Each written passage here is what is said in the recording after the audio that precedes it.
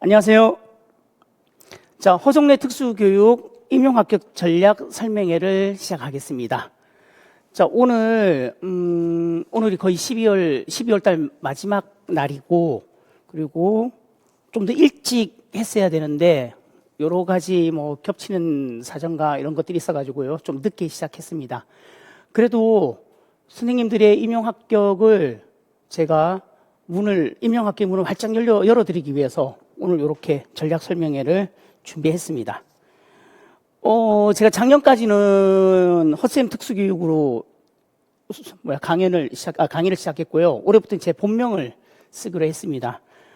본명 쓰는데 다른 이유는 없어요. 그냥 남들도 다 본명 쓰길래 저도 그냥 제 이름으로 한번 불리고 싶어가지고 그렇게 했습니다. 다음 카페는요, 선생님들, 헛쌤의 특수교육이라고 되어 있고요. 이렇게 검색하시면 되고, 그리고 제 전화번호와 메일 주소와 그리고 이렇게 넣어놨습니다. 메일 주소는 혹시나 선생님들 나중에 메일 주소는 드리는 거는 나중에 이제 기본 이론에 여러 가지 공부하실 때 선생님들이 저한테 요 자료 좀 한번 선생님 봐주세요라고 보낼 때 카톡으로 들어오기 힘들거나 아니면 용량이 크거나 아니면 그냥 카톡으로 보내기 좀 애매한 것들, 그리고 선생님들은 핸드폰으로 들어오는 자료들 잘 보시겠지만 이제 저 정도 되면요, 핸드폰 글씨가 작아서 잘 안 보여요. 그래서 그럴 때 메일을 주시면 되고요. 그리고 전화번호까지 공개하는 이유는 오로지 딱 하나입니다. 작년 같은 경우는 선생님들 이제 막판에 막 질문하고 싶을 때 카페 게시판에 올리면 저도 그거 확인하는데 시간 걸리고, 선생님들도 답 따는데 시간 걸리고, 답 확인하는데 시간 걸리고, 그래서 바로 그냥 다이렉트로 카톡으로 질문하고 카톡으로 답하고, 만약에 카톡으로 답하기 힘들면 제가 전화를 주고, 아니면 선생님들 공부하다가 진짜 급하면 바로 저한테 전화 때려가지고 질문하고 설명해드리고 그렇게 운영했습니다. 그래서 전화번호, 메일 주소 다 공개합니다. 보내실 거면 문자로는 보내지 마시고요. 만약 보내실 거면 카톡으로만 보내십시오. 문자까지 들어가서 하려고 하면 막 정신 사나워요. 복잡더라고요. 자, 이제 임용합격 전략 설명회를 어떻게 말씀드릴 거냐면, 첫 번째는요,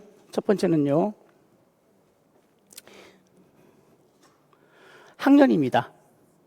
다시 하겠습니다. 아이고야, 이게 뭐가 선택이 안 됐나 봅니다. 다시 할게요.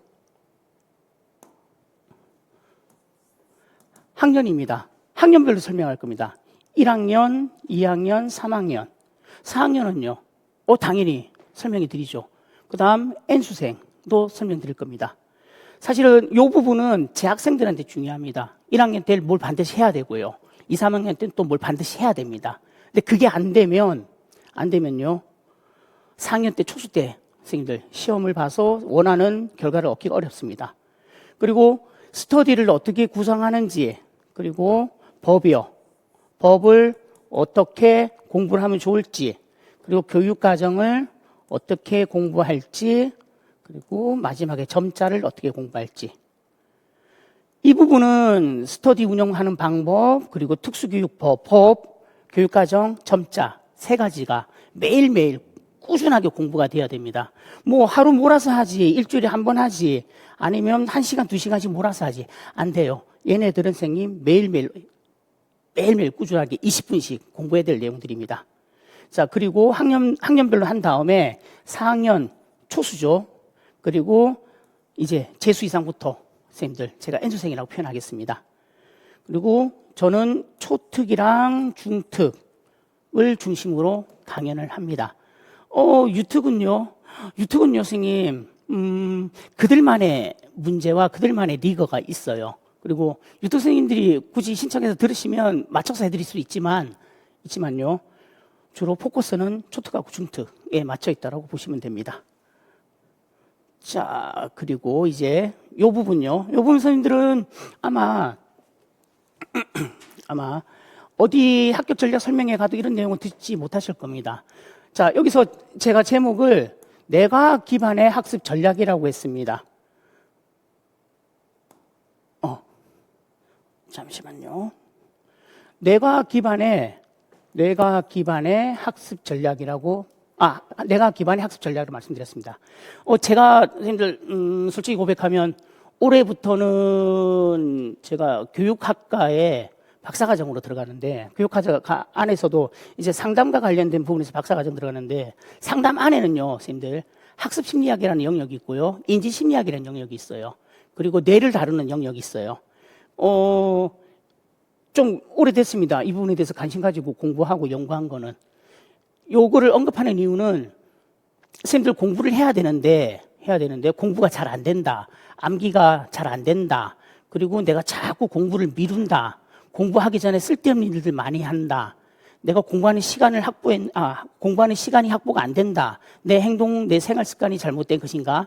아니면 내가 공부하는 시간을 확보를 했는데도 불구하고 그 질적인 측면에서 뭔가 굉장히 부족하다. 등등. 선생님들 생활 습관, 공부 습관들을 대체적으로 강연을 하면서 선생님들하고 상담하면서 봤을 때 올해는 반드시 말씀드리고 가야 되겠다라고 생각해서 이번에 가지고 온 겁니다. 자, 쉽게 설명드리면요. 좋은 공부 습관입니다. 습관이라고 해도 되고요. 선생님들 버릇이라고 해도 되고요. 아니면 선생님들의 습성이라고 해도 되고 뭐라고 표현해도 상관없어요. 공부를 하는 습관 중에서 가장 중요한 5가지가 있습니다. 첫 번째는요. 집중입니다. 집중이요. 근데 선생님들 이거 하셔야 돼요. 집중을 하는데요. 집중을 하는 이유를 알아야 돼요. 아니면 집중을 유지시키는 게 무엇인지 아셔야 됩니다. 집중을 유지시키는 건요. 습관입니다. 그리고 자세입니다. 집중을 유지시키는 거는 습관과 자세입니다. 잘 생각해 봐요. 습관은 이렇게 얘기해 볼게요. 1월 달부터 제가 늘 하는 얘기인데 1월 달부터 5월 달까지는요, 선생님. 이상하게 듣지 마세요. 이상하게 들으면 안 돼요. 1월 달부터 5월 달까지는 엉덩이가 공부합니다. 앉아야 돼요. 앉아야지 책을 펼칠 거 아니냐고. 1월 달까지는 1월부터 5월까지는 엉덩이가 공부해요. 그래서 앉아 있는 습관을 길러요. 앉아 있어야지 책을 펼치고, 앉아 있어야지 인강을 듣고요. 앉아 있어야지 친구하고 주거니 받거니 묻고 답하는 스터디를 하죠. 그죠? 그럼 그 앉기 위해서 뭐가 필요해요? 앉는 것 자체에서 바른 자세가 필요해요. 앉는데 바른 자세.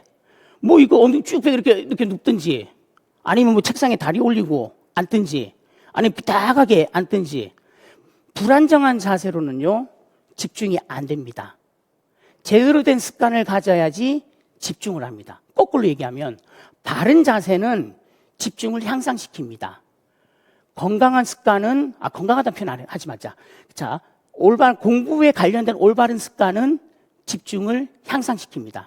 두 번째요. 메모와 필기입니다. 얘는 이렇게 생각해 주시면 좋을 것 같아요.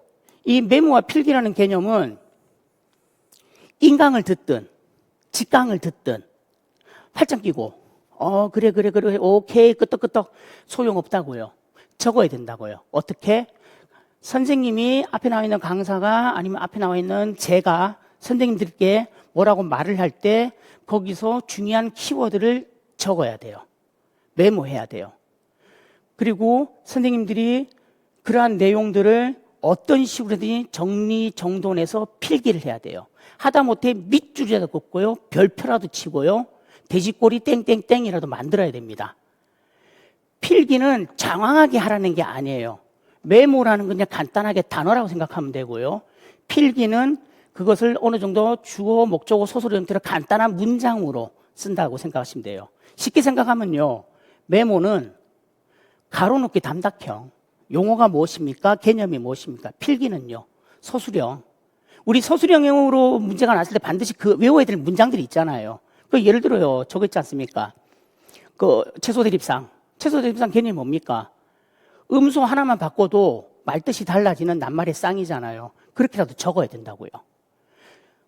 강의하는 제가 하는 말들을 다 적을 필요는 없어요. 그거는 안 돼요. 힘들어요. 그건 있을 수가 없어요. 차라리 그럴 거면 녹음해서 듣지. 그죠? 자, 메모와 필기는요, 공부 습관을 향상시킵니다. 이게 누적돼야지 공부가 됩니다. 그 다음은요, 꾸준함입니다. 꾸준함. 여기서 중요한 말은 이 꾸준함입니다. 그리고 시간입니다. 꾸준한 공부 시간은요, 어떻게 확보를 해야 되냐면, 잘 들어보세요. 나는 오늘 무조건, 매일 10시간씩 공부할 거야. 그래요. 10시간씩 공부할 거야. 몇 시부터 몇 시까지? 몇 시부터 몇 시까지? 그럼 언제 일어나서 얼마만큼 공부하고 언제 주무실 건데? 비꼬는 게 아니에요, 선생님. 선생님들 그냥 막연히 10시간 공부할 거야. 그렇게 하면 안 된다고요. 그럼 그 10시간 안에는 휴식 시간을 포함해서 10시간입니까? 아니면 오로지 진짜 공부 시간, 흔히 말하는 순공 시간입니까? 이걸 생각하셔야 돼요. 그리고 꾸준한 공부 시간은요, 오늘 밤새고 그 다음날 오전에 한나절 지치고 그리고 오후에 공부한다 아니에요. 무조건 정확하게 일어나는 시간 7시에 일어날 거면 8시에 일어날 거면 정하셔야 돼요. 그 시간에 무조건 일어나셔야 됩니다. 그리고 잠자는 시간. 저는 선생님들한테 잠자는 시간에 12시 넘기지 말라고 말씀드립니다. 12시 넘기는 거랑 12시 넘기지 않는 거. 그러니까 23시 59분에는 주무시라고요. 12시 넘기면요, 선생님. 그게 그 다음날 파장 효과가 커요. 그리고 만약에 선생님들 중에서 11시에 자도 돼요. 주무세요. 10시에 주무세요. 그리고 나서 최소한 7시간, 8시간은 주무세요. 아무리 못해도 7시간 주무세요. 그렇게 주무셔야 됩니다. 1월달부터 9월달까지 그렇게 주무셔야 돼요. 아니면 1월달부터 8월달까지 그렇게 주무셔야 돼요. 그런데요, 재밌는 게 뭐냐면 8월달, 9월달만 되면요, 선생님들 그렇게 주무시라도 못 주무세요. 불안해서 못 주무세요. 근데 그렇게 자놔야지 그 에너지가 축적이 돼서 막판에 터뜨릴 수 있어요. 자, 선생님들, 이거 되게 중요한 얘기입니다. 잘 들어보세요. 선생님들은 1차까지만 에너지를 소모한다고 그러죠. 생각하죠. 아니에요. 1차 시험 보고 나서 일주일 쉬고 그 다음부터 2차 준비에 들어가야 됩니다. 2차 발표할 때까지의 에너지를 써야 돼요. 그 에너지를 그럼 언제부터 모으는데 1월 달부터 8월 달까지는 모아야 돼요. 하루 8시간, 7시간 자면서. 자, 꾸준한 공부 시간. 시작 시간, 그리고 끝나는 시간, 시작 시간, 잠자는 시간 말씀드렸고요. 그리고 이것도 생각하셔야 돼요. 일어나서 내가 책상에 앉아서 책을 펼치는 데까지 얼마가 걸리는지 선생님들 확인하셔야 돼요. 점심 먹고 나서 책상에 앉아서 책 펼치는 데까지 얼마의 시간이 소요되는지 체크하셔야 됩니다. 그게 지연 시간입니다. 공부하는 데까지 걸리는 지연 시간. 그 시간들 관리하셔야 된다는 거죠. 그러니까 흔히들 말하면 이렇게 생각합니다. 공부 시간은 내가 시작해서 끝나는 데까지 공부 시간이야. 그걸 관리하려고 하거든요. 나중에 여기서 말씀드리겠지만 공부 시간은 두 종류가 있어요. 공부의 지속 시간과 공부의 지연 시간. 공부의 지속 시간은 내가 엉덩이 붙이고 앉아서 1시간이고 50분이고 인강 하나 들을 때까지 앉아서 공부하는 시간이 지속 시간이에요. 지연 시간은요, 아침에 일어나서 책상에 앉는 데까지 걸리는 시간이에요. 그리고 내가 공부를 하기 위해서 미미적거리다가요, 책상에 앉는 데까지, 흔히 인강 들으시는 선생님들은 인강 스타트 스위치를 누를 때까지 걸리는 시간이 지연 시간이에요. 이 시간이 많으면요, 공부 안 되는 거예요. 못하는 거예요. 집중 못하는 거예요. 이 시간이 적으면요, 공부가 제대로 효율적으로 안 나타나는 거예요. 그러니까 쉽게 생각하면 공부 지속 시간은요, 늘려야 되는 거고 공부 지연 시간은요, 줄여야 되는 겁니다. 그렇게 시간 관리를 전략적으로 들어가야 된다고요. 나중에 뒤에서 제가 저걸 주간 공부 계획표를 보여드릴 건데, 자, 하루를 일단 이렇게 가요. 한 달 단위, 2달 단위, 1년 단위 생각하지 마요. 선생님들은 한 달도 생각하지 말고요, 일주일 단위로 사세요. 일주일 동안 시간표가 정해지고, 일주일 안에서 월요일 시간표가 정해지고, 화, 수, 목, 금 정해지고, 토요일 날 어떻게 하고, 일요일 날 어떻게 하고, 그렇게 일주일 단위로 선생님들 시간 관리를 하셔야 됩니다. 그리고 또 세 번째, 이 부분요, 선생님들이 가장 어려워하고 가장 힘들어하는 부분, 어려운 영역. 아이고.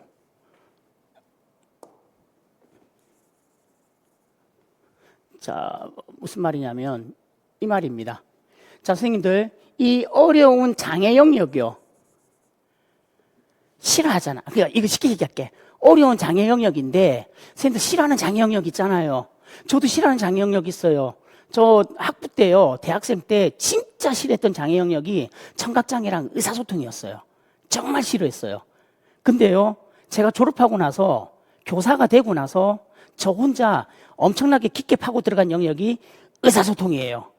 의사소통 공부하려고 국어 국문에서 사용하는 형태론, 그리고 의문론, 형태론, 의미론, 구문론, 화용론 책들을 2권씩 3권씩 사서 봤어요. 이 말을 하고 싶습니다. 어려운 장애 영역이 있으면요, 선생님, 더 미친 듯이 하세요. 그냥 더 적극적으로 하세요.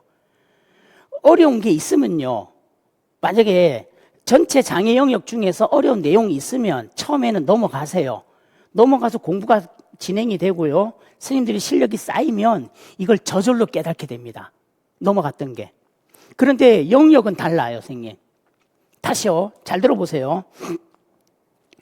우리가 공부하는 행동수정이라고 하잖아요. 행수라고 하는 거, 행동수정. 그 안에는 처음에는 강화와 벌로 기준되어 있는 행동수정이 있고, 그게 뒤에 가면 이제 설계법이랑 문제행동의 기능을 파악하는 응용행동 분석이 나오고, 그 뒤로 가면 뭐가 나옵니까? 긍정적 행동 지원이 나오죠. 그죠? 그렇게 전체 틀 안에서 나는 응용행동 분석에서 설계법이 어려워요. 그렇게 얘기할 수 있잖아요. 그죠? 정말 다시요. 자, 전체 영역 안에서 나는 관찰법이 어려워요. 행동의 지적 관찰법이랑 문제행동의 기능평가를 하기 위해서 하는 관찰법이 뭐가 다른지 모르겠어요. 그럴 수 있죠. 그러면 그거는 넘어가라고. 그리고 공부가 진행되다 보면 나중에 다시 보면 알 수 있다고요. 하지만 행동수정이 어렵다고 이 행동수정이랑 영역 자체를 그냥 넘어가 버리면요, 건너뛰면 다른 영역에서 선생님 공부가 어려워진다는 거예요. 왜냐하면 다른 영역에서도 서로 관련된 내용들이 나올 거니까. 그래서 반드시 어려운 영역은 더 적극적으로 하십시오. 오해하지 마세요. 전체 영역 안에서 행동수정이 어렵다면 행동수정이 더 적극적으로 하시고요, 의사소통이 어려우면 의사소통 더 적극적으로 파고 들어가라고.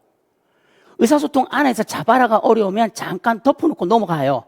그리고 나서 의사소통이 끝난 다음에 자바라를 다시 들여다보면 안 보이는 게 보일 수 있다고. 제가 어려운 영역이라고 말씀드렸는데 작년 선생님은 그랬어요. 그럼 선생님 행동수정 통으로 날려도 되네요. 그건 아니라고. 무슨 말인지 이해가십니까? 장애 영역을 통으로 날리는 건 아니에요. 장애 영역 중에서 어려운 건 파고 들어가세요. 하지만 그 영역 안에서 지적장애 같은 경우 12차 개념 얘기할 때 어려운 개념들 나오면 선생님들 헷갈려 할 수 있잖아요. 그럼 그거는 잠깐 넘어가라는 얘기예요. 그 영역 안에서 어려운 건 넘어가되 그 영역 자체는 미친 듯이 파셔야 됩니다. 그 다음요, 복습입니다. 이 복습은 반드시 뭐랑 연결해야 되냐면 인출하고 연결해야 됩니다. 근데 어떻게? 정기적으로 해야 돼요. 주기적으로 해야 돼요. 매일 해야 되고요, 오전에도 했으면 오후에도 해야 돼요. 일주일 동안 매일 하고요, 하루도 오전에도 해야 되고 오후에도 해야 돼요. 복습은 반드시요 하셔야 됩니다. 그리고 복습의 목적은 뭡니까? 인출입니다. 기억해서 외운 것을 써보는 거예요. 기억한 거, 외운 것을 말해보는 겁니다. 복습의 목적은 인출입니다. 그렇게 잡아주셔야 돼요. 이런 생각할 수도 있어요. 선생님, 그러면 인강이나 아니면 직강이나 아니면 나중에 영역별 기출문제 할 때 예습하면 안 돼요. 하지 마세요. 예습이요? 하지 마세요. 제가 예습을 별로 좋아하는 사람이 아니에요. 특히 예습은요, 선생님들이 인문학을 나중에 더 공부하신다면, 인문학을 갖다가 선생님 대학원 과정 가서 더 공부하신다면, 인문학에서 예습은요 어떤 형태냐면 모르는 단어를 찾아서 정의를 체크하는 겁니다. 그런데요, 그러려면 예습은요 제대로 된 전공책을 가지고 하는 게 예습이에요. 자, 다른 강사 선생님들 비난하는 거 아니에요. 저도 마찬가지고요. 모두 다 각자 특수교육을 하고 있는 노량진에 있는 모든 강사들이 다 각자 자기들 책이 갖고 있어요. 근데 그 책이 무슨 책? 편집한 책. 뭐를? 기존의 전공책들을 편집한 책. 그러면 짜집기가 됐다, 중요한 엑기스만 모았다, 기승전결이 없는 겁니다. 기승전결이 없어요. 요약본이에요. 예습은요 진정한 예습은 기승전결이 있는 전공 최고를 하셔야 돼요. 그래서 하지 말라는 겁니다. 그리고 거기에 들어가는 에너지가 있다면 거기에 노력을 할 거면 차라리요, 복습이요. 그래서 인출하라고요. 거기다 쏟으십시오. 예습은 반대입니다. 제가 예습은 언제 하라고 말씀을 드리냐면 연도별 기출 들어갈 때 있죠. 우리가 5월달부터 연도별 기출 들어갔던데 한번 풀어보세요 라고 말씀드려요. 오기 전에 한번 풀어보세요 라고 말씀드려요. 수업하기 전에. 틀려도 돼요. 맞추면 좋지. 정답 체크할 필요 없어요. 그냥 풀어보세요. 나는 이 문제를 이렇게 해석했어. 그리고 오세요. 그런데 저랑 같이 수업하다 보면 나는 그 문제를 이렇게 해석했는데 선생님이 이렇게 얘기해 주네. 아하 하고 깨달음이 온다고요. 자각이 생긴다고요. 인식이 된다고. 그때는 제가 풀어보라고 합니다. 풀어보는 것도 많이 풀어보라고 안 해요. 딱 정해놓고 그만큼만 풀어보세요. 그리고 정답이 틀려도 맞는지 생각하지 마세요. 그리고 정답을 찾으려고 애쓰지도 마세요. 해설서 보지 마세요. 어차피 수업할 때 해설서 제가 말씀드릴 거고 제가 다 설명해 드릴 거예요. 단지 뭐만 가지고 와라? 왜 이 문제를 나는 못 썼지? 라는 물음표. 왜 이 문제는 나는 물을 때마다 다 맞추지? 물음표. 왜 나는 이 문제를 풀 때마다 답이 다르지? 물음표. 문제 자체를 이해를 못 하겠네? 왜? 물음표. 그걸 들고 오라고요. 그걸 들고 오는 게 예습입니다. 자, 공부 습관 정리해 드립니다. 집중을 위한 습관을 키워야 되는 거예요. 그러니까 습관을 키우면 집중이 향상이 되고요. 바른 자세를 가지면 집중이 향상됩니다. 그 다음요, 공부하면요, 손을 움직이세요. 손을 움직여야지 뇌가 살아납니다. 손을 움직이세요. 아이패드로 공부하시든 삼성패드로 공부하시든 쓰세요. 인강으로 종이 펼쳐놓고 공부하시면 쓰세요. 직강으로 따라오시면 쓰세요. 녹음하시고 싶으면 녹음해도 돼요. 녹음하면요, 잘 안 쓰려고 해요. 왠지 아세요? 집에 가서 녹음 들으면 되지. 근데요, 안 들어요. 하다못해 올해는 제가 저 생각도 했습니다. 제 강의 시간에 하는 강의 내용을 제가 AI 녹음기가 있어요. 상담 공부하려면 AI 녹음기가 있어요. 왜냐하면 이거 잠깐 딴소리인데 내담자가 와서 이제 저랑 대화를 하면 저도 사람이잖아요.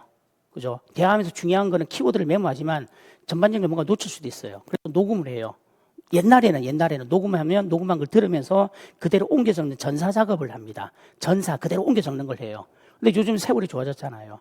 AI 녹음기 쓰면 내가 대화한 내용은 내담자와 대화한 내용을 전부 다 싹 상담자, 내담자 몇 분 몇 초까지 해가지고요 정리를 해줘요. 그래서 올해는 그걸 한번 써보려고 합니다. 해가지고 일단은 만약에 부작용이 심하면 안 할 거고요. 도중에 그만둘 거고 괜찮다고 선생님들이 평가를 해주시면 녹음기로 정리한 내용을 선생님 우리 카페에 자 직강 끝날 때마다 올려보려고요. 예. 미리 말씀드리지만 한글 판료는 안 됩니다.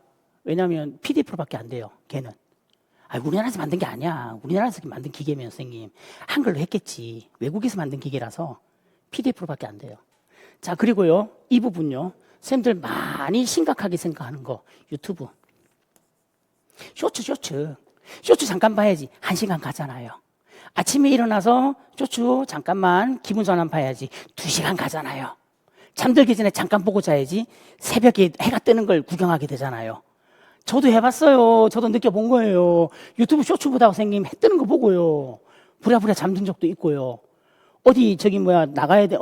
누구 친구 만나려고 약속했는데 그 잠깐 텀이 생겨서 카페에서 그거 보다가 친구가 전화가 와요. 너 어디냐고. 얘가 좋은 정보도 있어요. 유익한 정보도 있어요. 맞아요. 삶을 사는 데 있어서 각자의 삶들의 방식과 삶들의 고민을 서로 나눌 수 있는 장소일 수도 있어요. 하지만 선생님들은 1년 동안의 목적은 명확하잖아. 그러면요 멀리 하세요. 그리고 유튜브 쇼츠가 선생님 정신건강에 그렇게 좋지도 않고요. 그리고 특히 선생님들의 뇌를 망가뜨립니다. 왜요? 도파민에 쩔게 만들어요. 원래 도파민은 뇌를 활성화시키고 우리 모든 신체를 활성화시켜서 굉장히 긍정적인 에너지를 발생하는 가장 큰 좋은 에너지 원천인데 그 에너지 원천이 쇼츠로 인해서 소모가 돼요. 그래서 뭐가 생겨요? 무기력이 생겨요. 우울해져요. 선생님들 잘 생각해봐요. 자, 누구나 다 겪어봤잖아. 쇼츠 많이 보는 사람 치고 본인이 생각해, 본인 생각. 1시간 동안 쇼츠 보고 나면 기뻐? 속상하잖아. 나 공부해야 되는데 이 뭐 하는 짓이지? 내가 나를 자책하잖아요. 무기력해진다고요. 우울해진다고요. 그래서 보지 마시라고요. 대신에 제가 여기다가 선생님 주소 하나 붙여놨습니다. 여기 들어가 보세요. 한 번만 들어가서 이 동영상 보세요. 이 동영상은 하루 종일 무기력한 경우에 대해서 어떻게 뇌가 반응하고 어떻게 뇌가 망가지는지를 설명해 놓은 유튜브입니다. 볼만합니다. 꼭이요. 그리고 올해는 저것도 해보려고요. 제 카페에 이렇게 선생님들에게 공부에 도움이 되는 거, 선생님들이 지금 처해 있는 불안감, 우울감, 무기력감, 그리고 자꾸 뭔가를 미루는 일들, 이런 일들에 대해서 설명해 놓은 그런 짧은 유튜브들은 올리려고 합니다. 그거는 선생님들 한 번씩 보시고 본인을 되짚어 보시면서 뭔가가 잘 안 풀리면 저한테 연락하세요. 지금 상담 학사과정 하고 있다 그랬잖아. 얼마나 좋아요. 교육학과 안에 상담 공부하고 있는 사람이 선생님들하고 같이 공부하고 있잖아요. 이건 좀 뻘소리인데 누가 그래요. 왜 특수교육으로 박사과정 선생님 왜 뭐 하려고 상담으로 갔어요? 제가 특수교육은 교사로서 18년을 했어요. 그리고 공부도 많이 했어요. 뭐 할 만큼 했다 그러면 좀 거짓말이고 학문을 할 만큼 할 수는 없어요. 다양하니까. 근데 제가 볼 땐, 그러니까 제 개인적으로 무슨 판단을 했냐면 학교 현장에서 특수교사가 힘들어 죽겠는데 아무도 안 도와주네. 업무라는 측면 말고 내 삶이라는 측면에서 특수교사로서의 삶에서 선생님들이 오는 우울감, 무기력감이 있다고, 번아웃이 있다고요. 저는 선생님 번아웃 여러 번 왔어요. 죽을 뻔한 사람이에요. 번아웃 때문에. 그거 생각했을 때는 특수교육으로 선생님들이 해결이 안 되더라고. 학생은 특수교육으로 해결이 되는데 그거를 가르치는 선생님들이 마음의 건강이, 마음을 챙기기 위해서는 다른 게 필요하더라고요. 그래서 대상자를 바꾼 겁니다. 학생에서 선생님들로, 성인으로. 그래서 공부하는 겁니다. 자, 지속시간, 지연시간 얘기했고요. 자, 그 다음요. 무서운 얘기 하나만 합시다. 선생님들 모두 다 외면하고 싶고, 그냥 밀어넣고 싶은 거.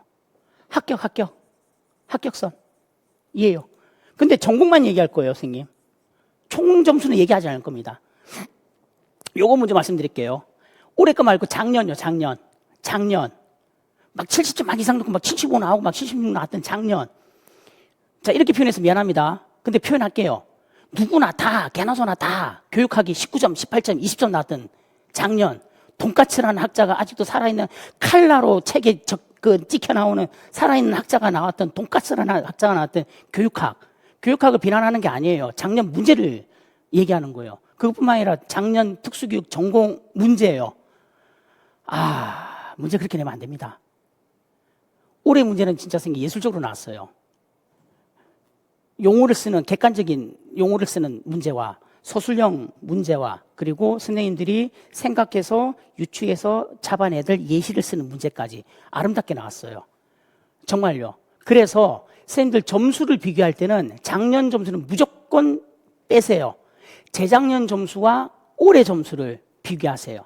앞으로 선생님들이 공부하시면서 몇 점 받아야지 합격할 수 있지? 라고 했을 때는 재작년 점수와 올해 점수를 선생님 기준을 잡으라고요. 그게 기초선이고 기저선이 된다고요. 베이스가 된다는 얘기입니다. 그러면 교육학은 모르겠어요. 전공만 얘기할게요. 교육학 점수는요, 항상 선생님들 15점으로 잡으세요. 선생님 이번에 18점 나왔는데요. 뚜껑 열었으니까 18점인지 알았지. 가채점에서 본인이 18점인지 19점인지 15점인지 모르잖아요. 자요, 교육학은 무조건 평균인 15점을 잡으세요. 뚜껑 열면요, 그 평균 15점보다 더 많이 나와요. 1점이 더 나올지 2점, 3점이 더 나올지는 몰라요. 만약에 내가 가짜점 해가지고 교육학을 18점을 했어. 그래서 18점으로 계산해서 총점을 계산했어. 뚜껑 열었더니 내가 교육학이 15점이야. 어디다 대고 선생님 원망할 건데? 어디다 대고 원망할 건데? 15점 잡고 더 나오면 감사합니다예요. 15점 잡고 덜 나오는 경우는 좀 드물어요. 그러니까 15점 잡고 더 나온 데는 경우를 잡으십시오. 그렇게 했을 때 올해 점수를 대체적으로 보면 물론 지역마다 편차가 있어요. 전체적인 편차를 따지면 65에서 70 사이라고 보시면 돼요. 합격선이. 아니면 65에서 71 이렇게 사이라고 보시면 돼요. 전국 편차까지 다 따지면. 그런데 특이한 거는 각 지역마다 가장 많은 점수, 합격점 점수 67점이었어요.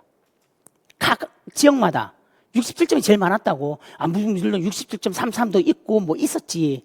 하지만 그냥 67점이라고 생각하자고요. 소점 생각하지 말고.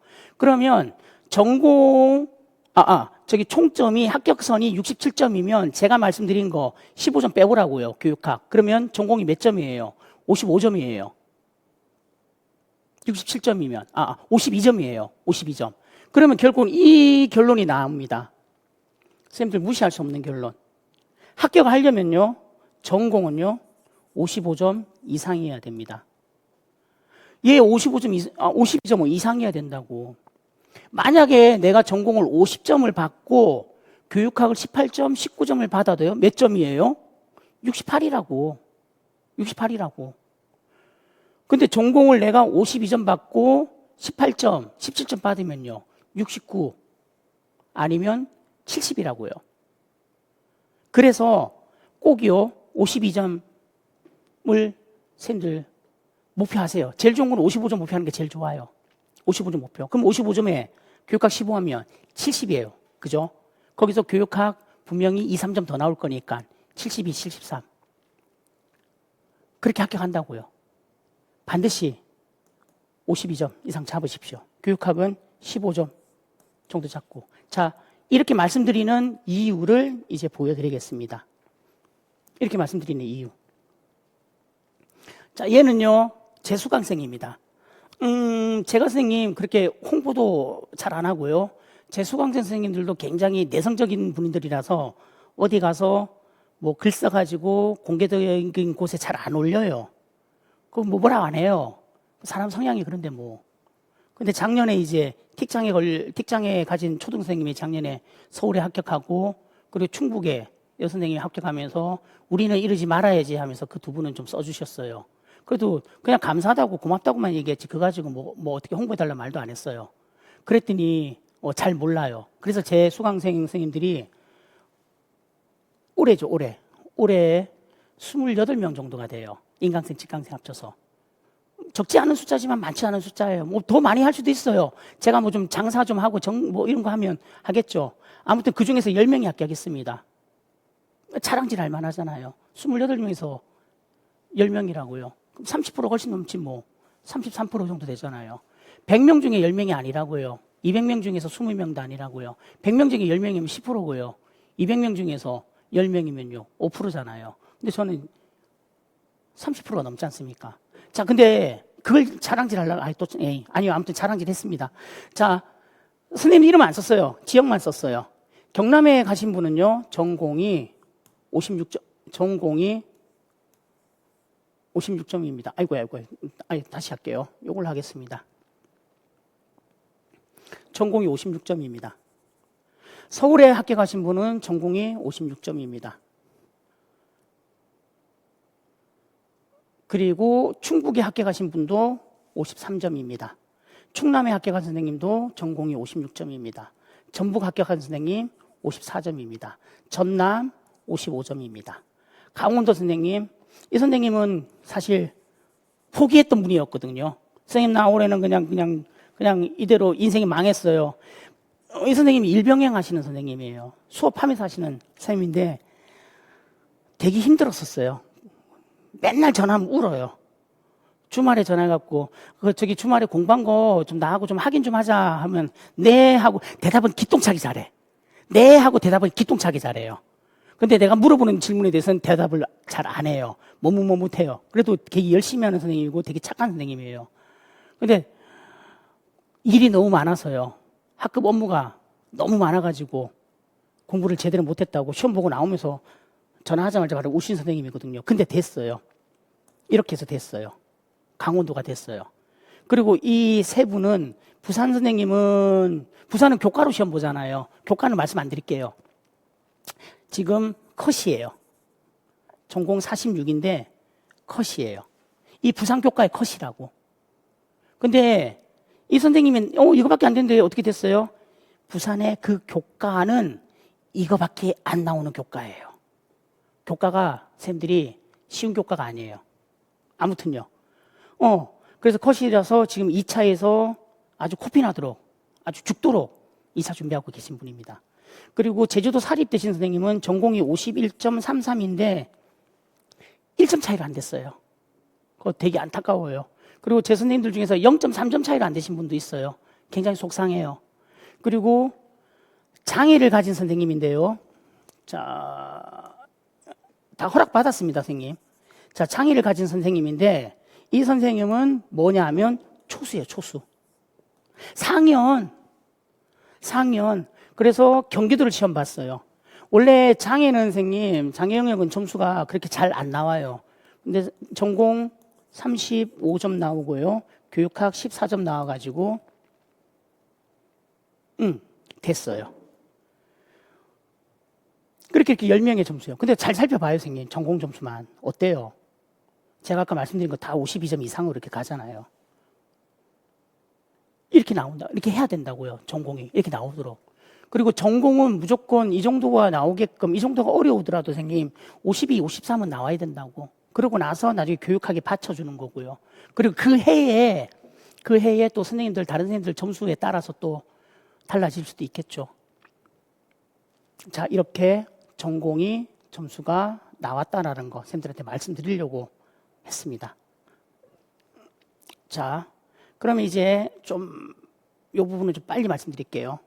학년별 합격을 하는 학습 전략인데 여기서 1학년은요 무조건요 한국사요. 따세요. 만약 1학년 선생님들 듣고 계시면 1학년, 2학년 선생님들 듣고 계시면요 한국사 따세요. 고등학교 졸업하고 1학년, 대학교 1학년 되면요 머릿속에 뭐가 있는지 아세요? 국영수는 다 날아가고 없어요. 뭐가 남는지 아세요? 한국사는 남아있어요. 그러니까 따라고. 옛날에는 뭐 한국사도 선생님 그 자격이 기간이 기한이 유통기한이 있었다고 3년 지나고 5년 지나면 다시 해야 되는 게 있잖아요. 근데 요즘 없어졌잖아. 그냥 한 번만 따서 갖고 있으면 되잖아. 그러니까 1학년도 따라고. 술 먹고 놀러 다니면서 놀면서 뭐 그냥 대강 하지 마요. 열심히 하세요. 술 먹고 놀러 다니면서 열심히 놀면서 열심히 해서 한국사 따세요. 1, 2학년 때. 그리고 교육봉사 채우고 계절학기 가능하면 채우세요. 이 계절학기 채우라는 이유가 뭐냐면 선생님 4학년 2학기요. 이거요 엄청 중요한 학기예요. 3학년 2학기에 수업 듣지 말라고. 듣더라도 과목 하나 정도만 특수교육 전공과 관련된 거 하나만 들으라고. 왜? 특수교육 전공이니까 교수님한테 가서 싸바싸바 하면 되잖아요. 교수님, 제가요 이제 철이 들어서 미친 듯이 막판에 공부하고 싶은데 2학기 수업 선생님 과제로 대체하는 건 안 될까요? 근데 초등은 가능한데 중등은 또 뭐가 걸려 있어요? 교과 전공이 걸려 있잖아요. 뭐 교과가 아무튼 무슨 교과야? CR도 안 먹혀. 그럼 어떻게? 미리 따놓으라고. 이 계절학기를 통해서 미리 선생님 학점을 따놓는 거는요 이유는 딱 하나예요. 목적은 하나예요. 4학년 2학기에 온리 공부하기 위해서. 그래야지 됩니다. 그래야지 돼요.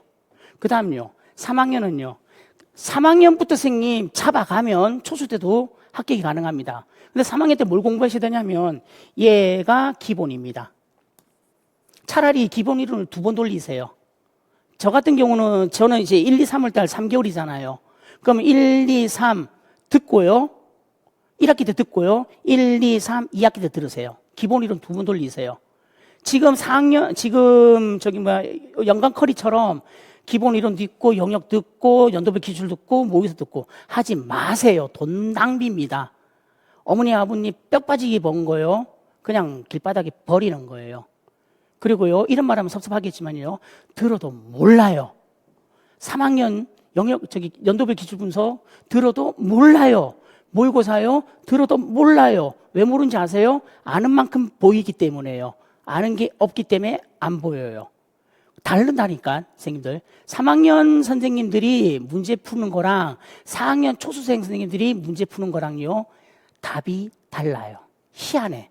1년 더 특수교육 파트에 굴른 게 나와. 그게 나와. 그래서 3학년은요, 기본 이론을 얘를 2번 공부하세요. 어떻게? 반복하고 인출하는 형태로 공부하세요. 얘는 하지 마요. 이거 근데 왜 적었어요? 학원에서 적어야지 돈 벌잖아. 학원은 무슨 비즈니스 마인드고 저는 약간 비즈니스 마인드가 아니라서 솔직하게 얘기할게. 그리고 아무튼 이거 하지 말고 이걸 차라리 2번 돌리세요. 1학기에 한 번, 2학기에 한 번. 자, 그리고요. 이제 스터디 활용입니다. 스터디는요, 선생님, 여기 있어요. 스터디는 선생님들 어떻게 하셔야 되냐면 무조건 5명입니다. 자, 잘 들어요. 2명이서 스터디한다. 친한 친구는 가능해요. 근데 둘이서 스터디하면요, 오늘 날씨가 좋아서, 오늘 비가 와서, 눈이 와서, 바람이 좋아서, 하늘이 맑아서 공부를 안 한다고. 둘이 쭉쭉 이게 서로 이게 쿵짝이 잘 맞으면요. 그래서 3명이 들어와야 돼요. 1명이 태클을 걸리니까. 4명은요. 패싸움 납니다. 둘 편먹어요. 스터디 하다 보면. 5명은요. 둘 패를 조절하는 게 1명이에요.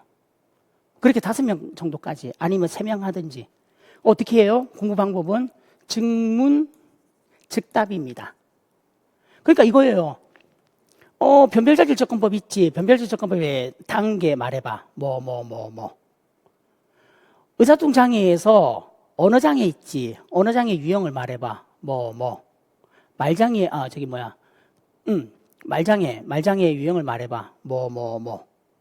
유창성 장애가 갖고 있는 유창성 장애의 하위 영역 장애 말해봐. 이런 식으로요. 아니면 지체장애 학생이 컴퓨터 접근성 관점에서 손을 부들부들 떨어. 컴퓨터 접근성 관점이에요. 부들부들 떨어. 그러면 무슨 키를 적용하면 좋을까? 필터키. 이런 식으로요. 계속, 필터키 그런 식으로. 그렇게 묻고 답하라고요. 아니면요, 좀 선생님들이 공부가 좀 익숙해지면 아까 말했던 거, 채소 대립상의 개념을 말해봐. 이렇게. 아니면 인공화학의 구조를 말해봐. 체외부, 체내부 이렇게 나눠서 말해봐. 이런 식으로. 아니면 유찬성 장애 선생님 말더듬 수정법 중에서 반니프 아저씨 나오잖아요. 미드바스. 반니프의 미드바스라고 나와요. 유창성 장애에서 보면. 말더듬과 관련해서. 그 유창성 장애의 각 단계를 말하고 단계별 활동의 예를 말해봐. 일반사례 교수법에서 일반화를 확인하는 방법과 지역사회 중심 교수에서 일반화를 확인하는 방법을 말해봐. 이런 식으로요. 서술형으로 물어볼 때는 생긴 난이도가 깊어지는 거고 단답형으로 물어볼 때는 쌤들이 괜찮아요. 그러니까 처음에 시작할 때 스터디 시작해서 묻고 답하기 할 때는 단답형으로 하세요. 단답형으로. 마치 가로 넣기 하듯이. 그리고 어느 정도 실력 서로 호흡이 맞고 공부가 진행이 되고 실력이 쌓이면 그때부터는 서술형 형태로 물어보세요. 서술형 형태로 물어보면서 반드시 뭘 하셔야 되냐면 써야 됩니다. 진짜. 스터디 할 때는요. 단어 얘기할 때도 써야 돼요. 스터디 할 때는 그냥 연장 하나 놓으세요. A4종이 하나 놓든지 안 쓰는 대학 노트. 종이 필요 없어. 1,000원짜리 노트 있잖아요. 아니면 이면지도 많잖아. 이면지 하나 놓고 앞에서 누가 물어봐. 그럼 내가 대답하면서 쓰라고요. 듣고 청각과 촉각과 시각이 함께 다 감각, 여러 감각들이 동시에 이루어지면서 머릿속에 박히는 게 진짜 박히는 거라고요. 그렇게 하세요. 그래서 잘못 썼잖아. 그럼 잘못 썼구나. 뭐가 생겨요? 띵 하잖아요. 그러면 정신 차려 하면서 정확한 게 또 들어오잖아요. 그러면 그것도 기억이 된다고요. 무슨 뜻인지 이해가십니까? 꼭이요. 단어로 즉문즉답을 하든 서술 형태로 즉문즉답을 하든 말하면서 쓰세요. 그리고 말하면서 쓰세요. 그리고 그 옆에 있는 사람도 문제 내는 사람도요. 질문을 하고 쓰세요. 답을 쓰세요. 무슨 일이 벌어지냐면 내가 질문했어. 나는 알아. 진짜 알아. 진짜 아세요? 나는 그렇게 질문하고 싶어요. 길동이가 친구들한테 스터디하면서 문제를 내요. 그러면 길동이는 자기가 문제와 답을 갖고 와요. 그러면 답을 알죠. 근데 그게 사기라고요. 뇌가 나를 속이는 거라고요. 선생님, 뇌는요, 여러분들이 일부라고 생각하지만, 여러분들이 전체라고 생각할 수 있는데, 여러분들이 일부일 수도 있고요. 그리고 굉장히 가증스러운요, 나와 다른 존재일 수도 있어요. 뇌는요, 지가 살아남기 위해서 주인을 속여요. 안는다고 착각시켜요. 그 대체적인 예시가 뭐냐면, 저하고 수업할 때 선생님들 잘 이해하셨나요? 설명할 수 있나요? 네, 끄떡끄떡끄떡 해요. 일주일 뒤에요. 똑같은 거 저한테 질문해요. 선생님, 그거 그때 뭐였어요? 또 설명해요. 그럼 이해하셨어요? 알아요? 네. 끄떡끄떡끄떡 해요. 한 달 뒤에요. 똑같은 거 저한테 물어봐요. 그럼 제가 그래요. 선생님, 벌써 세 번째야. 그러면 진짜요? 이래요. 그러니까요. 묻는 사람이, 질문하는 사람이 답을 안다고 그냥 넘어가죠. 그러면요, 뇌가 나를 속인 거예요. 뭐를? 연습시키지 않는 에너지를 딴 데 써먹으려고, 에너지를 낭비시키지 않으려고 뇌가 속이는 거야. 그러니까 반드시요, 문제 내는 사람도 답을 쓰세요. 그리고 문제를 듣는 사람도 답을 쓰세요. 그렇게 해주셔야 됩니다. 그리고 올해는 제가 점자 특강 얘랑 그리고 특수교육법, 교육과정 총론, 이렇게 특수교육법은 2월 달에 할 거고요. 교육과정 총론은 3월 달에, 아마 얘는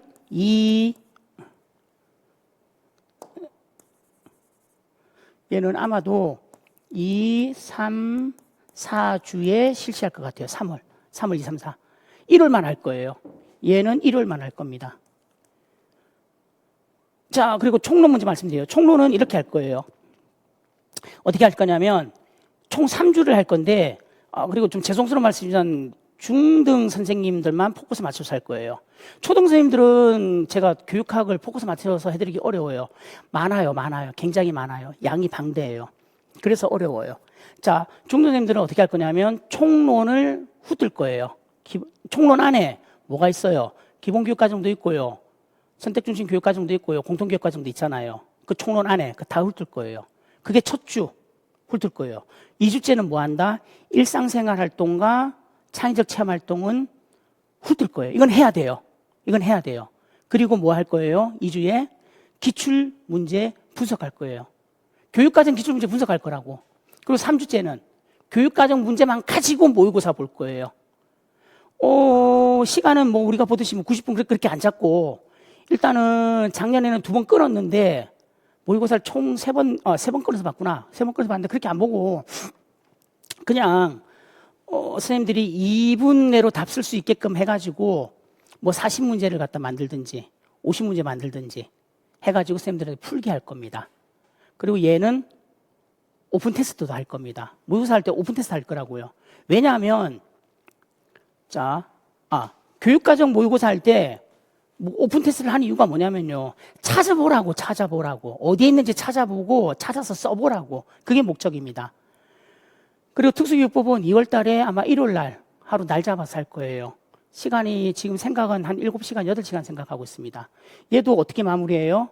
특수교육법 다 하고 나서 특수교육법을 가지고 문제를 제가 모의고사 형태로 낼 겁니다. 그냥 이렇게 생각하시면 돼요. 그러니까 올해 선생님들 시험 보시기 전에, 들어가기 전에 특수교육법을 가지고 제가 40문제지 45문제지, 요즘은 돌아서면 자꾸 숫자를 까먹어서 40문제지 45문제지 모의고사 형태로 만들어가지고 제 수강생 선생님들한테 다 뿌렸다고요. 인강생, 직강 선생님들한테 뿌렸어요. 그거 보고 연습하고 가세요.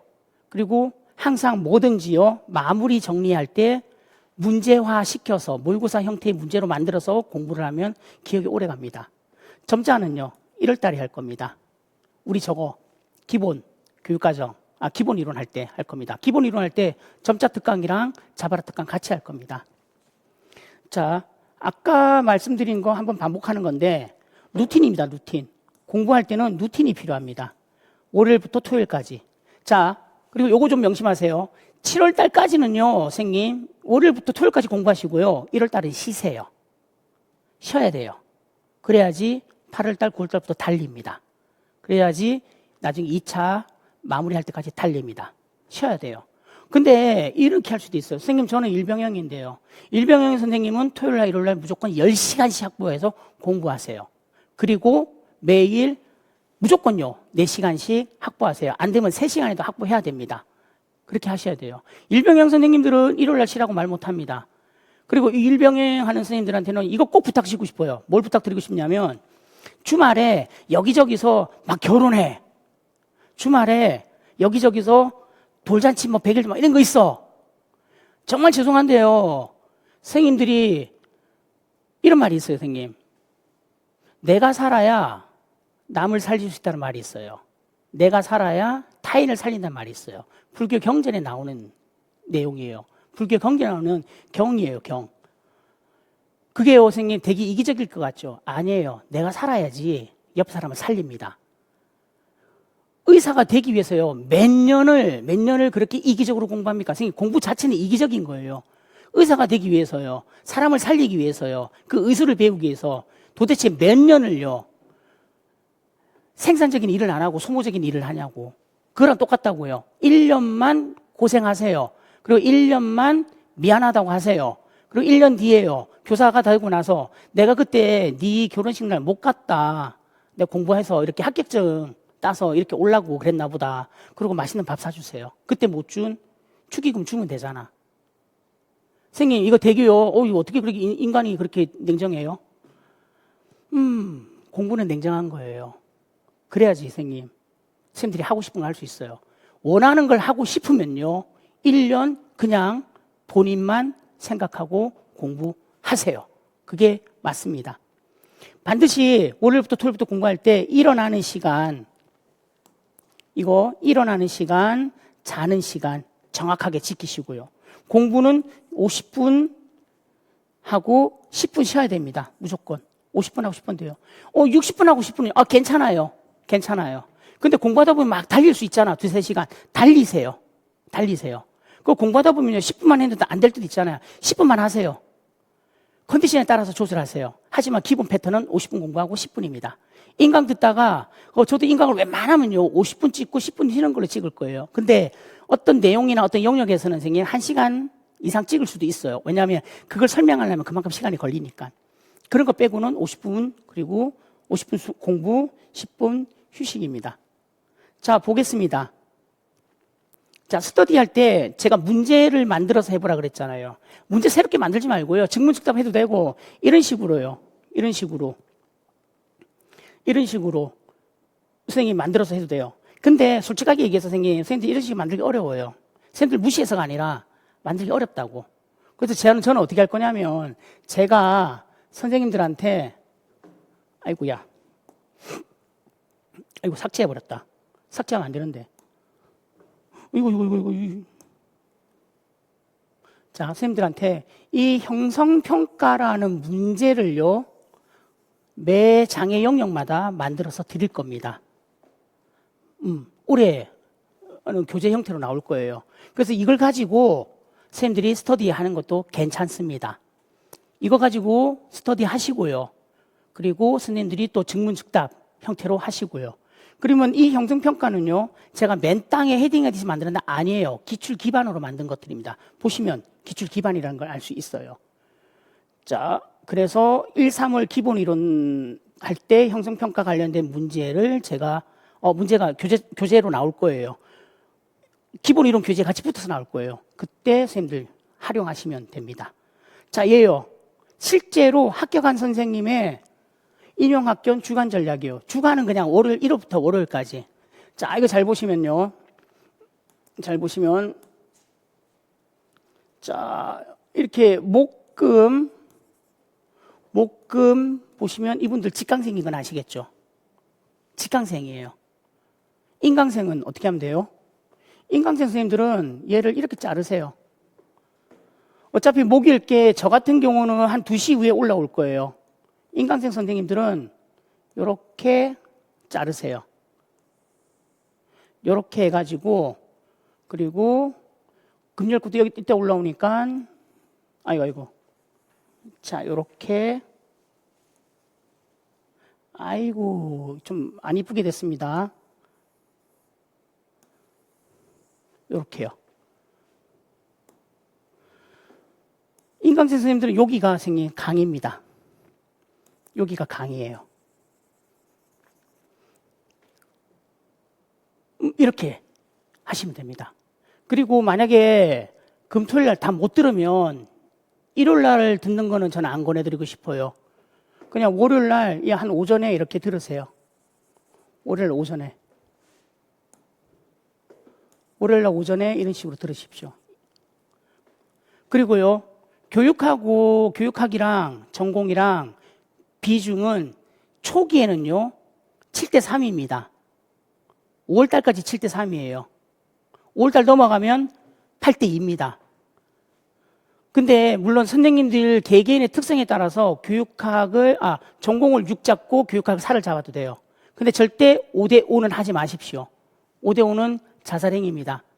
그리고 교육학은요, 선생님, 꼭 정말로 제가 말씀드리고 싶은 거는 매일매일요, 매일매일. 여기 보시면요, 이렇게 매일매일 교육학을, 못 끄면 못해요. 직강이니까 못했어요. 이렇게 매일매일 교육학을 집어넣습니다. 교육학은 매일 하셔야 돼요. 초반에는 1, 2, 3, 4는 초반에는 월요일 날 4시간, 그리고 화요일 날 4시간 이렇게 가더라도 나머지 수, 목, 금, 토는 2시간씩은 매일매일 넣어야 된다고요. 근데 그러니까 이 방법은 자살행위라고. 어떤 방법? 월, 하, 교육학하고 수, 목, 금, 토 전공하고 그건요, 선생님, 자살행위입니다. 그러지 마십시오. 매일매일 하세요. 그리고 또요, 선생님 기억하셔야 될 게 뭐냐면 법, 점자, 총론. 법, 점자, 총론. 법, 점자, 총론. 법, 점자, 총론. 요렇게요. 요 날은 교육학 한다고 아마 못한 것 같습니다. 자, 이렇게 보시면요. 어떻게 되냐면요. 이 선생님은 교육학이 법이 10분이에요. 점자가 10분이에요. 총론이 20분이에요. 무슨 말을 하고 싶냐면 법, 점자, 총론 합쳐서 1시간 넘기지 마세요. 합쳐서. 선생님들 공부 뛰른다니까. 선생님 법 1시간 할래요. 점자 1시간 할래요. 아니라고, 필요 없다고.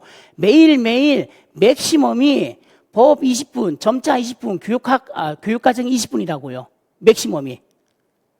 만약에 되면 어떻게 한다? 법 10분, 점자 10분, 교육과정 20분 이렇게 하라고요. 매일매일. 꾸준하게 해야 됩니다. 몰아서 한다? 아니요, 몰아서 하는 거 아닙니다. 그래서 요거 이렇게 선생님들이 보여드렸어요. 요거, 제가 선생님들한테, 잠시만요.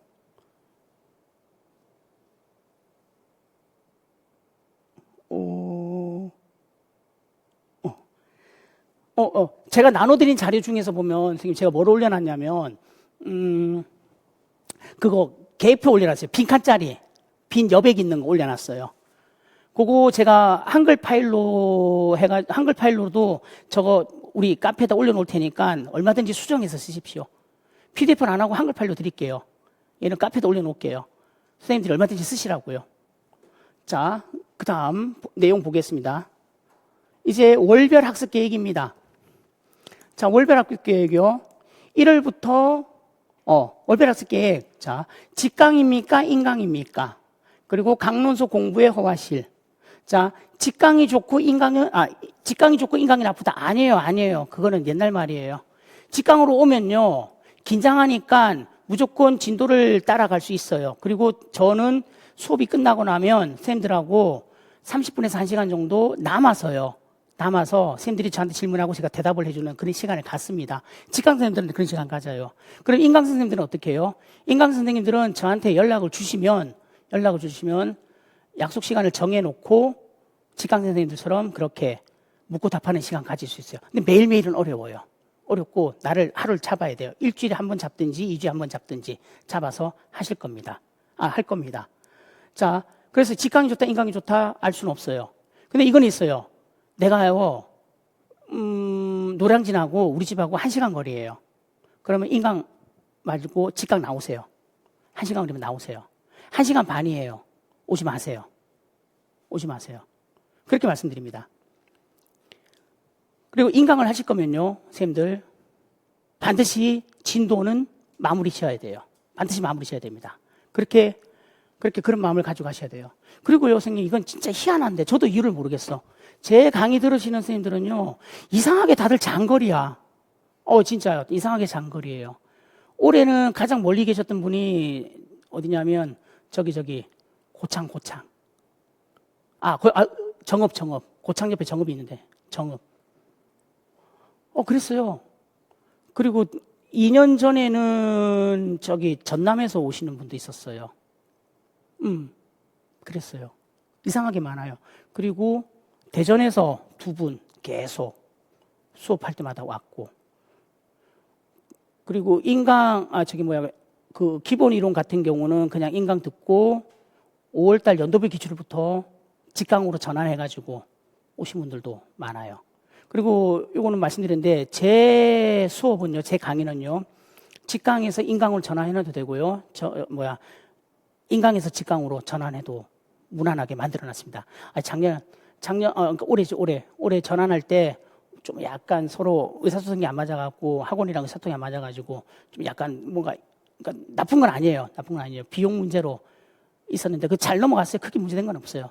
근데 올해는 그냥 직강이랑 인강이랑 비용을 똑같이 해가지고 서로 얼마든지 필요에 따라서 넘나들 수 있게. 왜냐하면 4학년 선생님들이 저거 하잖아. 교생 실습 나가잖아요. 그죠? 근데 교생 실습 나가게 되면 이제 물론 학원에서도 이제 선생님들 배려 차원에서 넉넉하게 줘요. 근데 그게 잘 안 될 때도 있다고. 그래서 이런 거 저런 거 고려해서 제일 깔끔한 거는 직강이랑 인강이랑 비용을 똑같이 만들어서 가는 거. 뭘 듣든지 선생님 상관은 없지만 선생님들한테 꼭 말씀드리고 싶은 거는 1시간 거리에 있으면 오세요. 노량진에서 1시간이면 오시고요. 그리고 선생님들이 만약에 인강에서 자꾸 밀릴 것 같으면 직강으로 하는 것도 선생님 고려해 보십시오. 자, 그 다음은요, 강론서입니다. 강론서 공부. 좋지. 강론서 보고 문제 내니까. 강론서 보고 인용 출제하니까요, 강론서 공부하면 좋죠. 근데 문제점이 뭐예요? 한 것만 보면 안 된다는 거. 장애 영역에 대해서 최소한 2-3권은 봐야 돼요. 아무리 못 봐도 2권 정도는 봐야 돼요. 그래야지 알 수 있어요. 하면 좋아요. 되게 좋아요. 근데 아까 말씀드렸듯이 얘는 일단은 시간이라는 거. 물론 제가 강론서 특강을 찍어서 올려놓은 건 있어요. 하루 8시간 안에 그 책 한 권을 다 소화하는 거는 사실 불가능하고, 어느 부분에서 밑줄 거세요, 어떤 건 중요한 겁니다라고 간단하게 설명하는 정도. 만약에 필요하시다면 하루 날 잡고 그냥 들으세요. 강론서 특강을. 그게 제일 좋아요. 따로 공부하실 생각하지 말고요. 그리고 강론서는 솔직하게 얘기해서 선생님들 1학년, 2학년, 3학년, 4학년 4년 동안 학교에서 배웠잖아. 배운 강론서 있잖아요. 그거 공부하라고. 그거 하시면 되는 걸. 왜 자꾸 강론서는 안 보고 나중에 강론서 뭐 봐야 돼 이런 소리 하지 말고. 강론서는 개인적으로 추천 안 해드립니다. 시간이 너무 많이 소요가 돼요. 그 다음요, 서브노트가 좋습니까? 오답노트가 좋습니까? 얘는요, 선생님들이 사고하는 머리의 구조와 선생님들의 생활 패턴, 습관과 그리고 공부하는 선생님들의 그 구조화된 틀, 공부하는 습관을 고려해야 돼요. 뭐냐면 서브노트는 뭡니까? 한 권으로 요약하잖아요. 그죠? 그래서 계속 반복할 수가 있어. 오답노트는 뭡니까? 연도별 기출문제 중에서 틀린 문제만 추려가지고, 그리고 그 문제에 해당하는 개념들을 갖다가 다시 정리하는 거잖아요. 그게 뭐냐면 내가 가장 취약한 부분 점검할 수 있다고. 얘는 뭐예요? 전반적으로 다 커버칠 수 있어요. 근데 단점이 뭐예요? 내가 정리 안 해놓은 건 어떡할 건데? 얘는요, 오답노트는 내가 가장 약한 부분을 커버칠 수 있다 그랬죠. 근데 문제점이 뭡니까? 전체가 없다고요. 전체가 없어요. 그러니까 이걸 조심하라고요. 서브노트는 좋은 거예요 라고 말하고, 오답노트는 나쁜 거예요 라고 말하면 안 된다고. 오답노트는 좋은 거예요, 서브노트는 나쁜 거라 말하면 안 된다고. 본인의 공부 패턴에 맞게끔 서브로 가든지 오답으로 가든지, 아니면 기본 이론 책에다가 계속 포스트잇 붙여나가든지, 방법은 선생님 스스로 선택하셔야 됩니다. 어떻게 해야 될지 모르겠으면 전화하세요. 그러면 또 뭘 해드려요? 학습 코칭을 해드릴게요. 그리고 제가 지금 상담 공부하면서, 이런 거 말하면 안 되는데, 상담 공부하면서 이제 상담 영역 중에서 코칭 심리학이라고 있어요. 코칭 심리학. 선생님들이 흔히 아는 학원에서, 여기 노량진 학원 말고, 일반 강남 대치동 이런 데 있는 수능학원이나 이런 데서 말하는 학습 코치하고 달라요.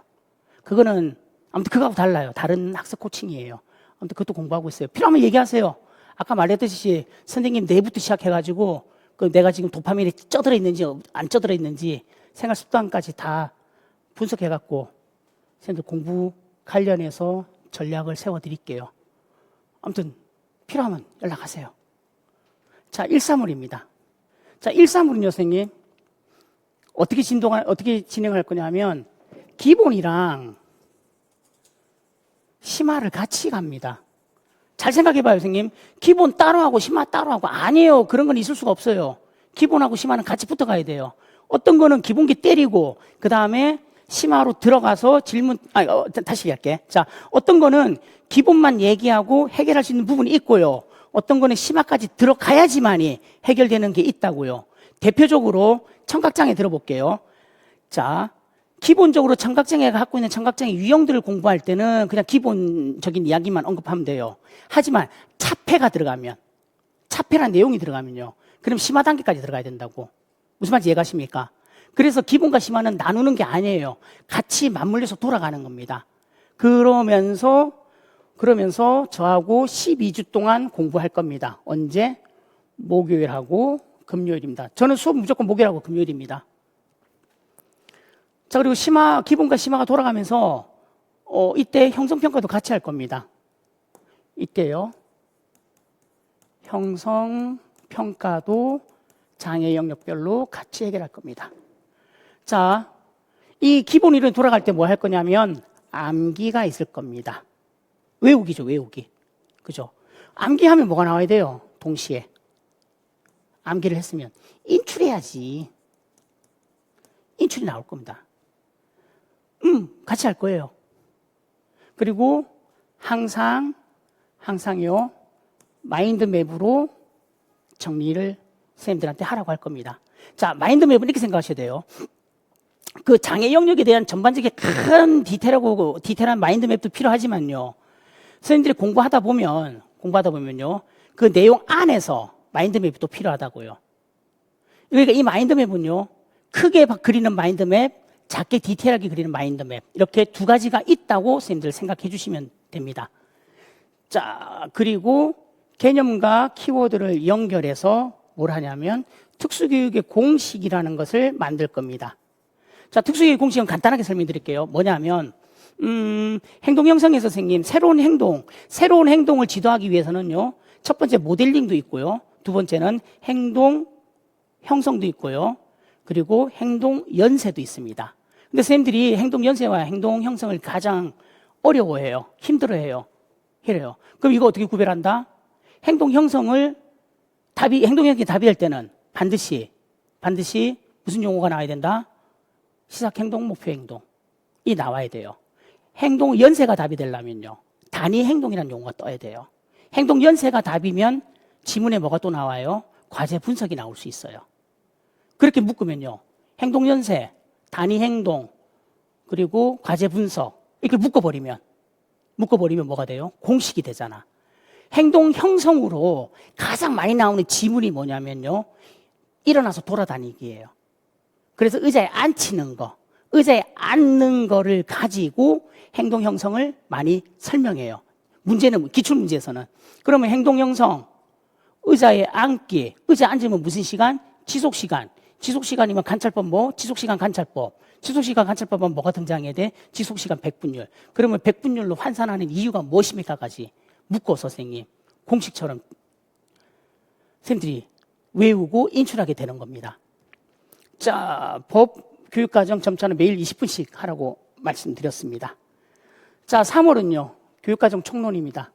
교육과정 총론은 아까 말씀드렸듯이 총 3주 합니다. 그리고 중등 선생님들만 3주 합니다. 자, 그러니까 교육과정 총론하고, 그 다음 창체하고 일상생활. 이렇게 할 거고, 3주 차에는 모의고사가 들어갈 겁니다. 그리고 죄송하지만요. 중등만 할 겁니다. 초등교육과정은 선생님 손대려면 농담이 아니고 2달 해야 돼요. 한 달을 만약에 할 거면 일주일에 2번씩 때려서 한 달 끝내든가 되게 빡빡해요. 일주일에 2번씩 해서 2달을 해야지 선생님 마무리가 돼요. 그래서 수업이 그게 뭐가 안 나와요.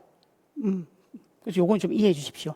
그리고 초등생님들은 일반 초등교육과정을 반드시요. 미친 듯이 하셔야 됩니다. 거기서 판가름 납니다. 그 다음에 영역별입니다. 자, 저는 선생님들 개인적으로 이 영역별에는 크게 에너지를 쏟지 않습니다. 선생님들에게도 에너지 쏟으라고 얘기 안 합니다. 영역별 하는 이유는 딱 하나입니다. 기본이론 1, 3월달 한 거 복습하는 겁니다. 제대로 알고 있어? 아니면 이거 물어보는 거 문제는 이해하는데 답이 안 나와? 아니면 이 문제가 뭔지 모르겠어? 이걸 체크하는 게 영역별입니다. 영역별의 선생님 에너지 많이 쏟을 필요 없어요. 왜냐면요. 그 뒤에 연도별 기출이 있기 때문에요. 자, 영역별은 다시 말씀드리면요. 이거예요. 기본 이론을 내가 공부했어요. 그러면 영역별에서 이 문제를 정확하게 풀었어. 오케이예요. 아는 거예요. 이해한 거예요. 자, 문제를 풀어요.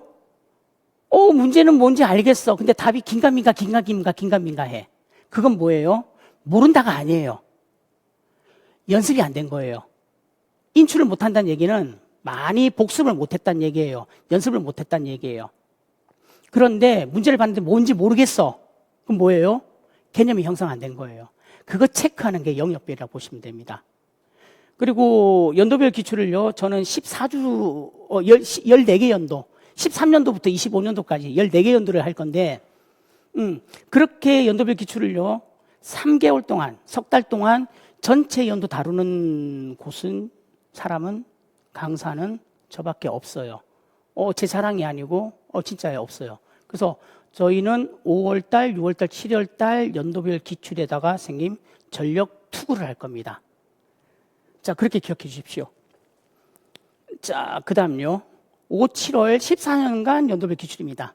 자, 연도별 기출이 14년인데 왜 선생님 12주밖에 안 합니까? 석 달밖에 못 해. 그럼 나머지 2개 연도는 어떻게 해요? 미리 찍을 거예요. 그래서 이 연도별은 선생님 좀 일찍 오픈해가지고 그러니까 제가 미리 준비를 해놓을 거예요.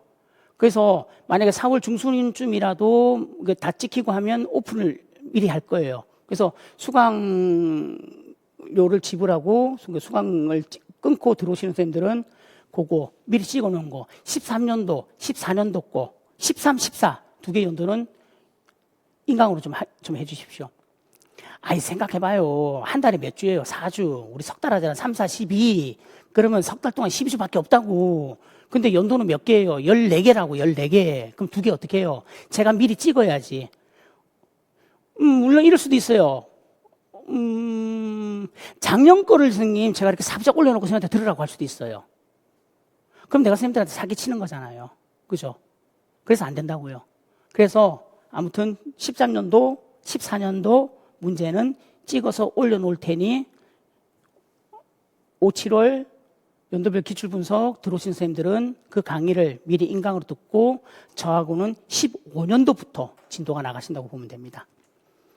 자, 그리고 얘는요, 선생님 이거 잘 보셔야 돼요. 연도별 기출분석부터 제가 뭐 할 거냐면요, 개별 첨삭합니다.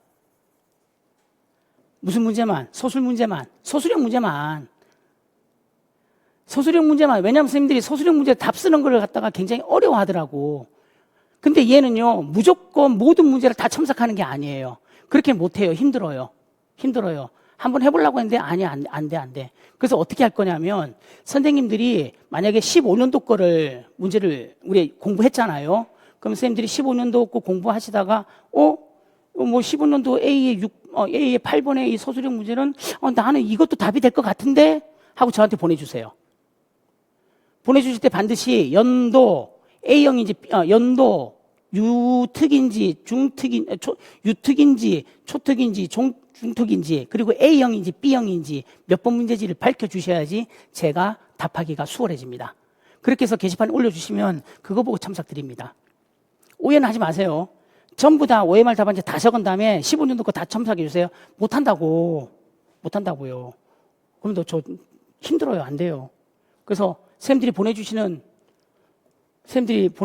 서술형 문제, 선생님들이 생각하기에 이것도 답일 것 같은데 라고 생각하는 거는 제가 개별 첨삭해 드리겠습니다. 그리고요, 연도별 기출분석에서는 또 뭘 선생님들이 준비하셔야 되냐면 출제가 예상되는 문제를 연습시킬 겁니다.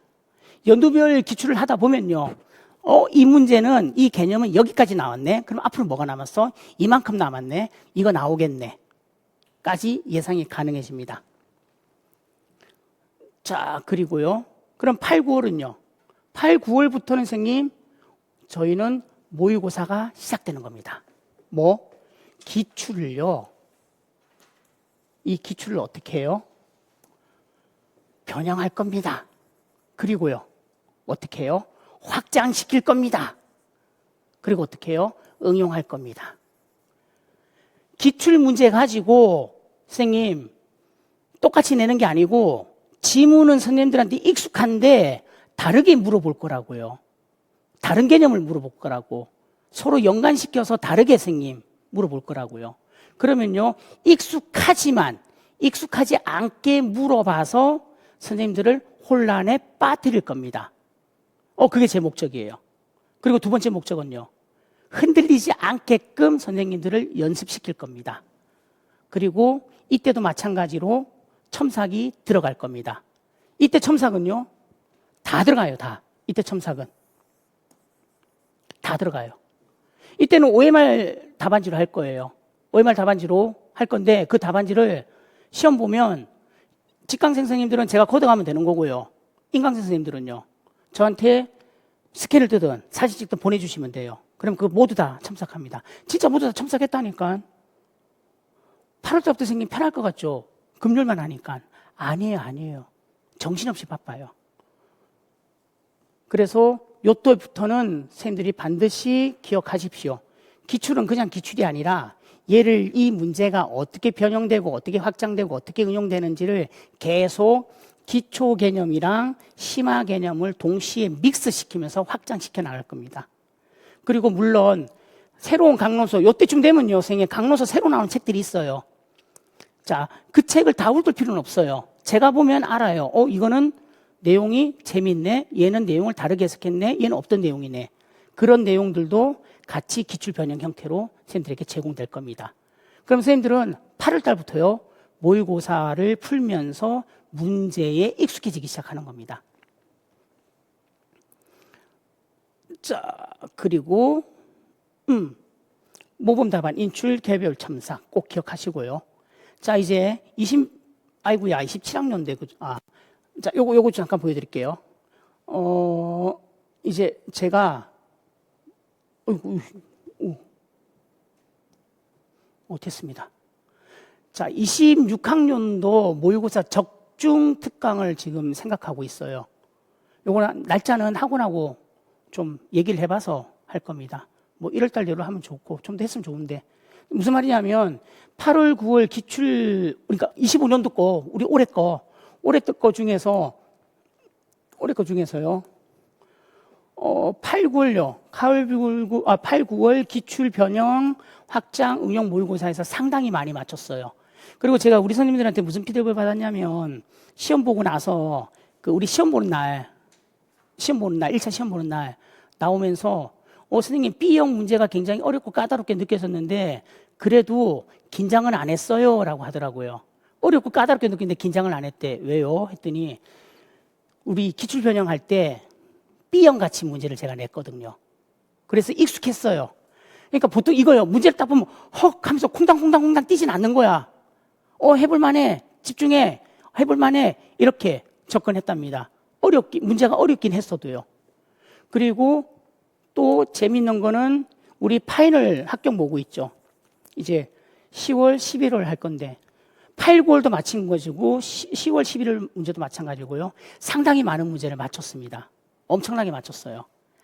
우리 A의 1번 문제가 생긴 특성화 특수교육, 특성화 특수학교잖아.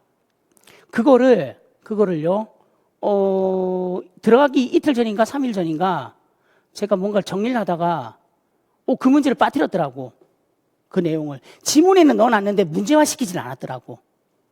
지문 안에는 특성화 특수학교를 언급하고 설명을 했지만 얘를 모의고사 문제처럼 만들어가지고 선생님들한테 피드백을 주진 않았더라고. 이상하게 그게 빠져 있었어요. 그래서 급하게 모의고사 문제 형태로 만들어가지고 선생님들에게 뿌렸어요. 첫 문제 보자마자 아싸 하고 다 썼잖아. 그러니까 스타트가 기분 좋았다고요.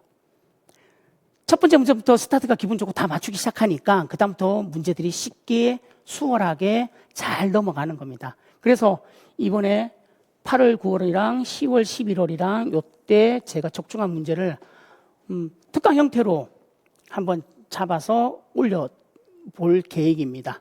그 일정은 학원이랑 얘기해가지고 잡겠습니다. 아이고야, 요거 왜 자꾸 이렇게 늘어날까요? 좀 줄이겠습니다. 100으로. 자, 이제 파일을 모고 얘는 어떻게 할 거냐는 거죠. 자, 파일을 모고는 선생님 초등은 5주밖에 없어요. 시간이. 10월 달에는.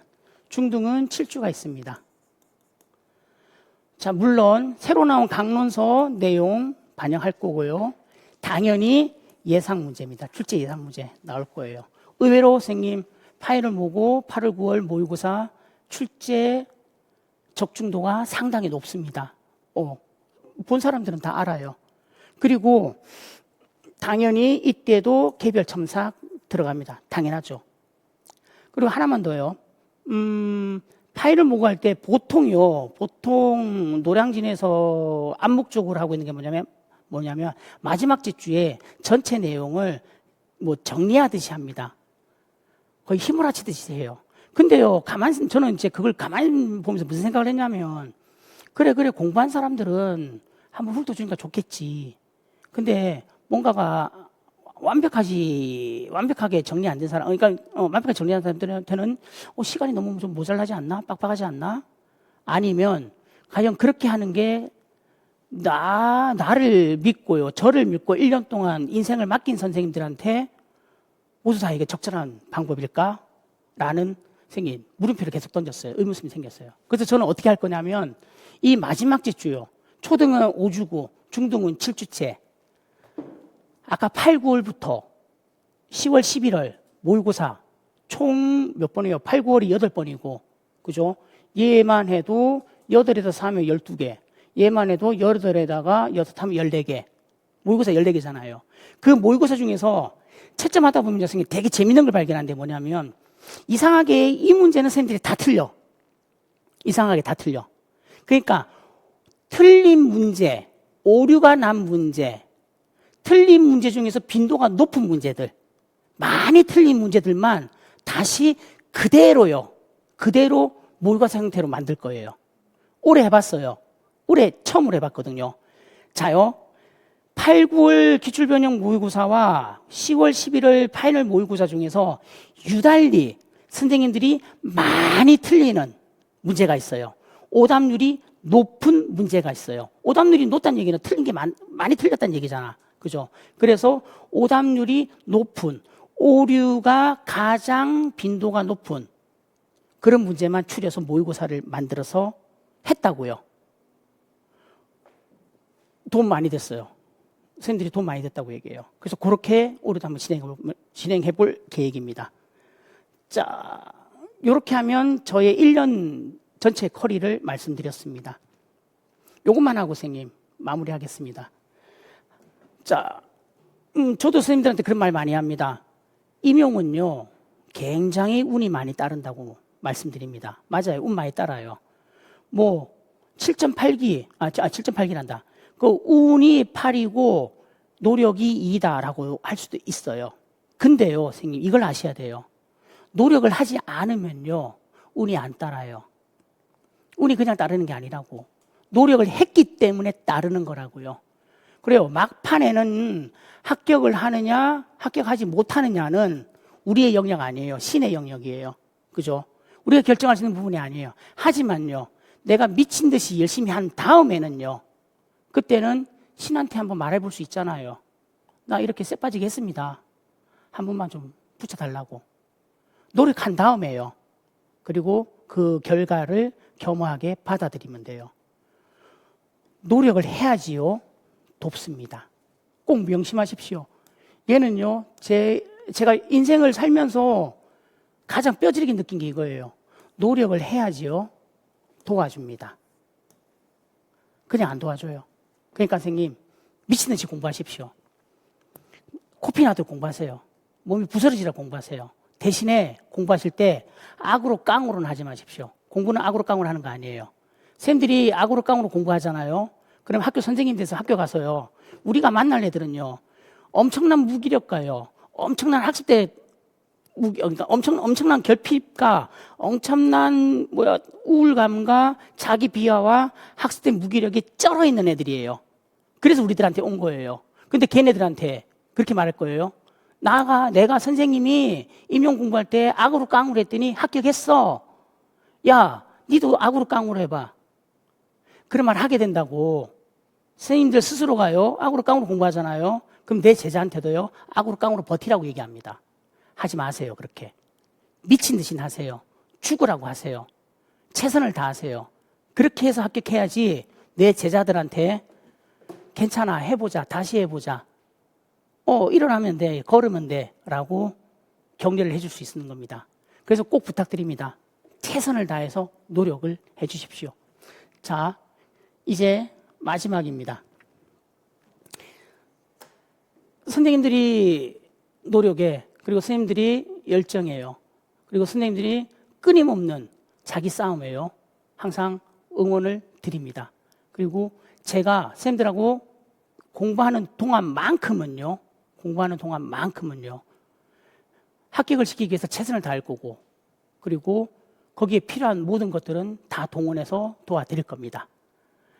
자, 여기까지 선생님 임용합격 설명회를 마무리하겠습니다. 생각보다 좀 많이 길어졌습니다. 선생님들 최선을 다해서 공부를 부탁드리겠습니다. 자, 여기까지 하고 마무리하겠습니다. 허정래 특수교육이었습니다.